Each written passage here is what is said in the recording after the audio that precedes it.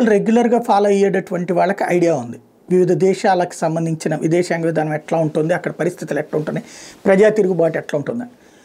ఏదైతే ఒలాఫ్ షోల్ఫ్ జర్మనీలో ప్రజా తిరుగుబాటు ప్రారంభమైందన్నది నేను 3 సంవత్సరాల క్రితం నుంచి చెప్తూ వస్తున్నా. ఎందుకంటే ఇతర దేశాల నుండి వచ్చినటువంటి చొరబాటుదారులను ఎత్తిన పెట్టుకుంటే వాళ్ళేమో అక్కడ ఇస్లామిక్ రాజ్యం కావాలని ఆ దేశ ప్రజలనే కొట్టడాలు, తిట్టడాలు, దారుణమైనటువంటి అరాచకాలు చేస్తుంటే సెక్యులరిజం పేరుతో వాళ్ళ నెత్తిన పెట్టుకున్నది ఒలాఫ్ షోల్ఫ్ ప్రభుత్వం.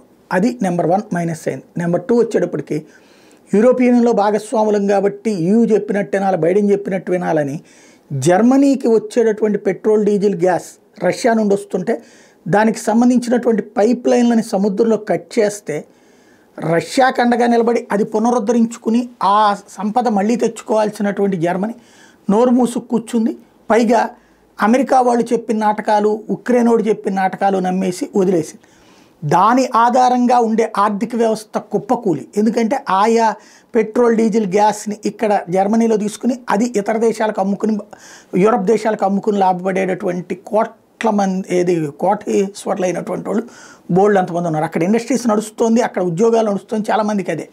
దానికి బ్రేక్ పడింది. దాని ఇంపాక్ట్ వ్యాపార పారిశ్రామిక వర్గాల్లో అసంతృప్తి రేగింది.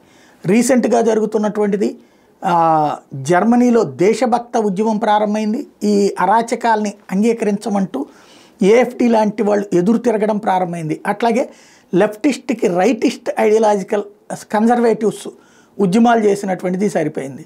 ఇప్పుడు ఒలాఫ్ షోల్ఫ్ పార్టీ పరిస్థితి ఏంటంటే థర్డ్ ప్లేస్కి దిగజారిపోయింది. చివరికి కన్జర్వేటివ్స్ నెంబర్ 1 అయ్యారు.